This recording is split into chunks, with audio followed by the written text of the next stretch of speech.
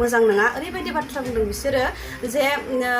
बोराय मानसिबाबो जों बुनानै बुथारनानै गालांगोन माबागोन बेबायदि बाथ्रा बुंदों बिसोरो बुनो बुथारनायनि टारगेटआवनो फैदोंमोन जानो हागौ बेबायदि बुंनायाव आङो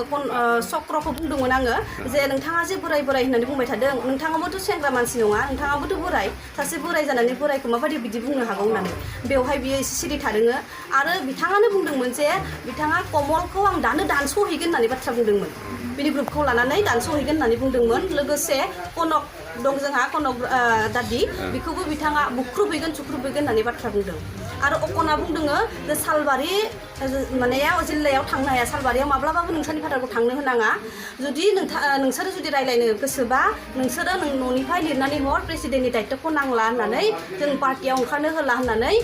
लिरनानै हर खिन्थु आं बे खोथायाव आं आरो आंनि आदा बाजै दंमोन जोङो एग्रि जायैयाव बिसोरो बुंदोङो जे नों नोम्फानि सम्पति नामा पलिटिक्सआ नोंसोर माबायदि खामानि मावनो नागिरदोङो बेबायदि बाथ्रा बुंदोङो माने बिसोरो दाबि धमकि होनानै पार्टिनिफ्राय जोंनि बिबान बाबानि बिबानखौ सेनानै लांनायनि टारगेटमोन बेबायदि माने बहुत गाज्रि गाज्रि वार्ड बुंलांदों ओरैबायदि गाज्रि वार्ड बुंलांदों जों दा बुंफिननो हाया नोंथांमोननि सिगाङाव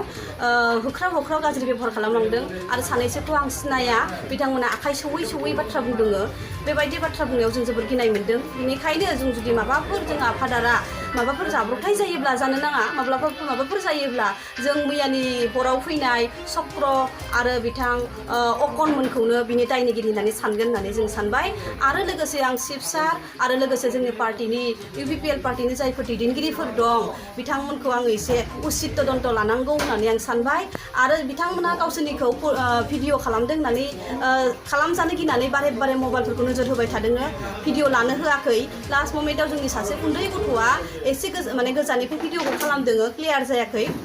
खिन्थु एसे जिखिनि फैदोङो बेवहाय रग' रग' नोंथांमोना नुनानै मोनगोन माबायदि अकना बेबहार खालामदोङो आंखौ मोखाङाव थुयै थुयै बुंदों नोंनो साख्रि नांगौ गासिबो पलिटिक्सनि पावारखौ नोंसोरनो नांगौ होननानै बाथ्रा बुंदों खिन्थु दुखुनांथाव बाथ्राया बेनो जोंहा बाबाया गोदो गोदायनिफ्रायनो पार्टिनि नामाव जातिनि नामाव ओंखारबोदोङो दासिम जेबो सुबिदा गावनि थाखाय लायाखै हारिनि थाखायनो हर सान खस्थ' खालामदों बेबायदि खस्थ' खालामसेनि गेजेरावबो जुदि बिथांमोनहा बेबायदि बाथ्रा बुंलाङोब्ला थारैनो जोंनि गोसो गोरबोआ गाबखाङो बेनिखायनो नोंथांमोना असित बिसार लानांगौ होननानै आं सानो आंनि फारसे बुंबाय मैयानि जाथाया चक्र बसुमतारी आरो अकन दैमारि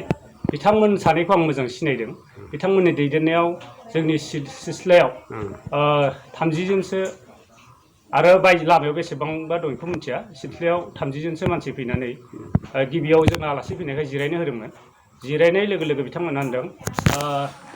आंनि फादारखौ आथिं आखाइ बुख्रुबगोन खर' बुखावगोन बुख्रुबनानै गालांगोन बेबायदि होनदोंमोन ओमफ्राय मानि खारन होननानै सोंबाय जोङो मानि खारन होननायाव दालाल खालामबाय थादों ओमफ्राय सानै साथाम मानसिजों थाबाय थादों सालबारि डिस्ट्रिक्टनि सानैसो लिडारखौ लानानै गिदिंबाय थादों बेबायदि होनदों नाथाय आं ओरैबायदि होनदों बिदिथ' जाथावामोन जोंथ' बिदि मिथिया नाथाय बिदि होननायाव बिथांमोनहा होनदों जोंजों थागोन ना थाया जोंजों थागोनबा थागोन थायाबा थाया होनखानांगौ आरो बिथांमोनहा लोगोसे बायदिसिना खोथा बुंदों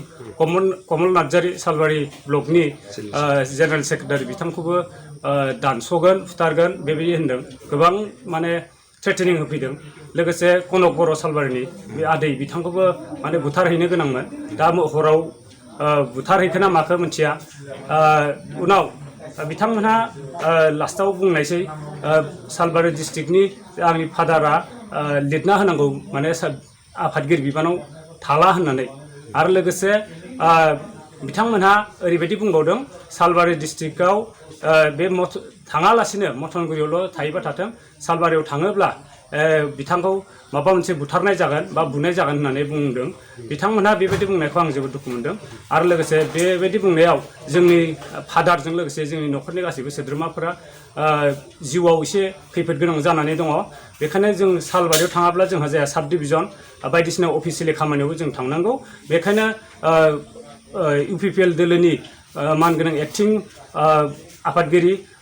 मुस्रि रोनगोरा नार्जारि आरो UPPL सरकारनि मानगोनां चिफ गाहाय मावफुंग्रा मुस्रि प्रमद बर' बिथांखौ आङो गुरैयै खावलायहरो जाहाथे बे माबाखौ जेंनाखौ सुस्रांना होयो लोगोसे जों जाहाथे गोसो खुसियै सिगाङाव हरनि 12टायाव सालबारियाव थाङोब्लाबो जेबो गिनो लागा गैयामोन जाहाथे बेबायदि गिदिंनो हायो आरो बेखौनो जोङो बिथांमोनखौ बे प्रब्लेमखौ सल्भ खालामनो थाखाय खावलायहरबाय लोगोसे आङो गासै सालबारिनि जिखिनि दङ दैदेनगिरि बिथांमोना जाहाथे बेखौ गुरुत्व सहकारे लानानै जाहाथे भबिष्यतआव जोंनि न'खरनि रावबो सासेबो सुबुङा दोंसेबो खोमोन जयै बायदि जेबो आघात मोनै बायदि माबाफोर जायोब्ला खिन्थु अखन दैमारि आरो चक्र बसुमतारी बिथांमोनहा कमप्लिट दायित्वखौ लानांगोन कमप्लिट बिथांमोननि दायनिगिरि जागोन बेखिनिखौनो आङो गासैबो रायजो राजाजों लोगोसे दैदेनगिरि बिथांमोनखौ मावफुं प्रब्लेमखौ सल्भ खालामना होनो थाखाय गुरैयै खावलायबाय